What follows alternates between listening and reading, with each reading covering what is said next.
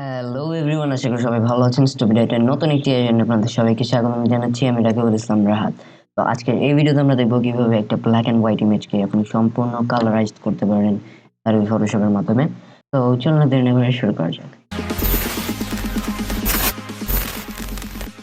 Firstly আপনাকে যে জিনিসটা করতে হবে, আপনাকে Adobe Photoshop এর লেটেস্ট ভার্সনটা ওপেন করে নিতে হবে, বিকজ আমি লেটেস্ট কিছু ফিচার ইউজ করতে চলেছি।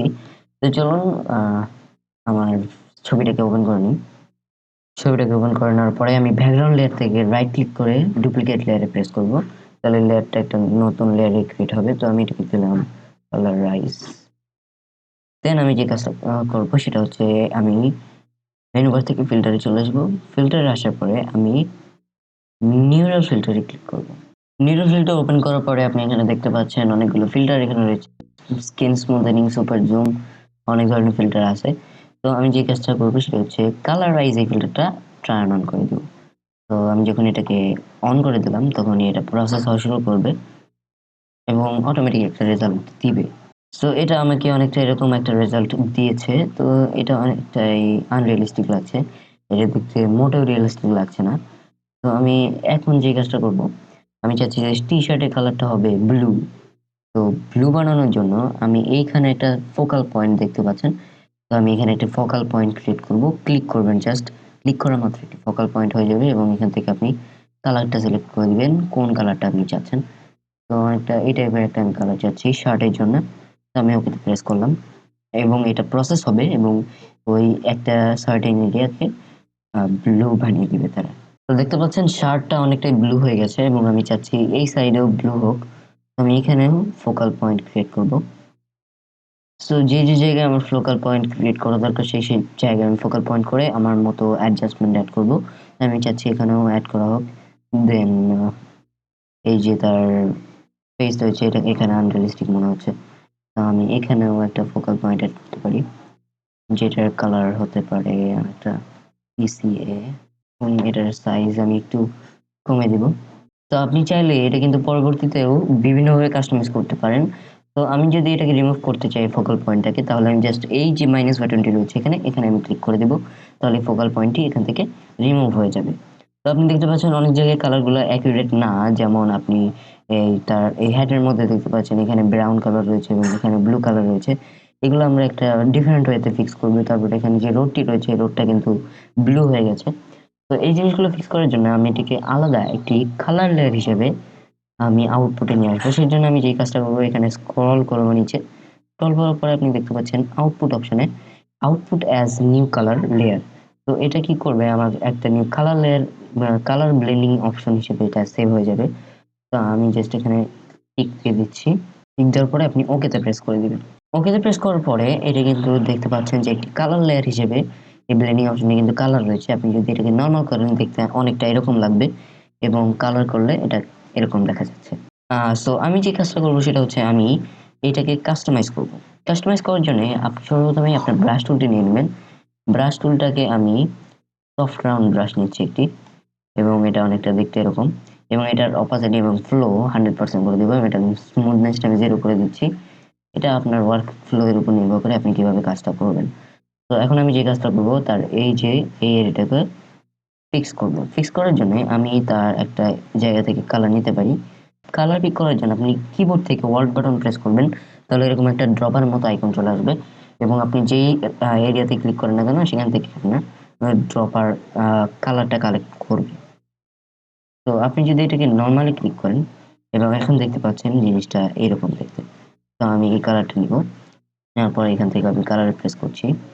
দেন আমি চাইলে এখানে পেইন্ট করতে পারি।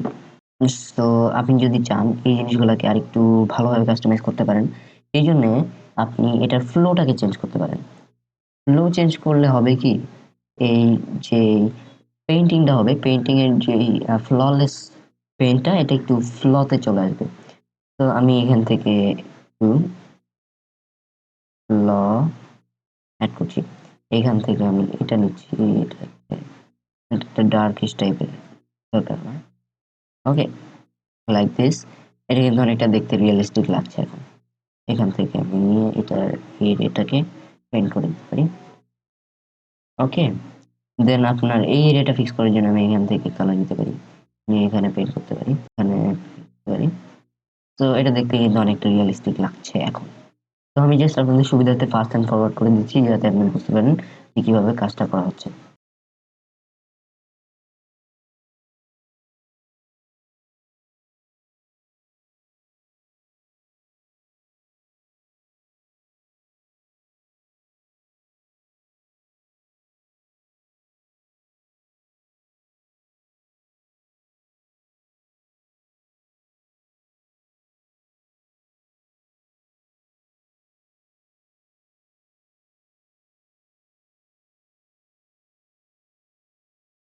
So I'm pretty much done with it এবং আপনি দেখতে পাচ্ছেন এটা অনেকটা দেখতে এরকম লাগছে। যদিও ব্যাকগ্রাউন্ডে অনেক গ্রিন রয়েছে, এই জিনিসগুলো আমি এখন ফিক্স করছি না। আমি একটু ফ্ললেসলি এটাকে ঠিক করার চেষ্টা করব। আমি জাস্ট এই যে ২ টা রয়েছে এই ২ টাকে মার্জ করে একটা আলাদা লেয়ারে নিয়ে আসবো। সেজন্য আমি কন্ট্রোল অল্টার রিপ্লেস করছি এবং এটা আলাদা একটা লেয়ারে মার্জড হয়ে চলে আসছে এবং এটাকে আমি দিচ্ছি কালারাইজড কালারাইজড। তো এখন আমি যে কাজটা করবো সেটা হচ্ছে আমি এখান থেকে অ্যাডজাস্টমেন্ট নিয়ে নিব এবং এই অ্যাডজাস্টমেন্ট লেয়ারটা হবে হিউম্যান স্যাচুরেশন। হিউ স্যাচুরেশন থেকে আমি এই যে এখানে দেখতে পাচ্ছেন কালার, এখান থেকে আমি চলে যাব ব্লুতে। ব্লুতে আসার পরে ব্লু এর স্যাচুরেশনটাকে আমি একটু কমিয়ে দিব যাতে এটা অনেকটা এরকম হয় এবং আমি যে কাজটা করবো সেটা হচ্ছে এই যে এটার স্লাইডারটা রয়েছে এটা এদিকে একটু নিয়ে আসবো যাতে এইরকম দেখায় অনেকটা। দিস ইজ ইট এবং এটা কিন্তু অনেকটা দেখতে রিয়েলিস্টিক মনে হচ্ছে কালারটা। এখন এই যে গ্রিন গুলো রয়েছে এই যে অ্যাকোয়া টাইপের গ্রিন, এই গ্রিন গুলাকে আমি ফিক্স করবো, এটার হিউটাকে আমি একটু ব্লুইশ করে দিব।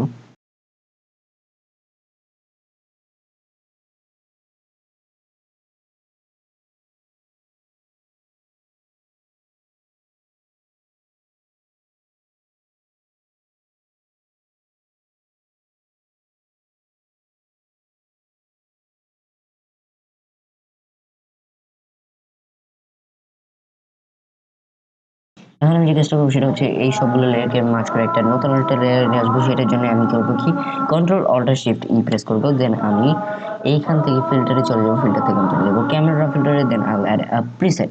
যে প্রিসেটটা ফটোশপ সিসি 2022 এর মধ্যে আগে থেকে দেওয়া রয়েছে। So just go ahead and apply that. এখানে আসার পরে আপনি জাস্ট এখানে ক্লিক করবেন, দেন আমি সিনেম্যাটিক 2 এর মধ্যে আসবো অ্যান্ড সিনেম্যাটিক 12 এই প্রিসেটটা অ্যাড করে দেবো এবং আপনি চাইলে ইন্টেন্সিটিটা বাড়াতে পারেন, কমাতে পারেন। I'm just keeping it at something like this and it looks pretty much good to me. তো আপনি দেখতে পাচ্ছেন এটা দেখতে কিন্তু অনেকটা রিয়েলিস্টিক লাগছে। তো here is the before, here is the after.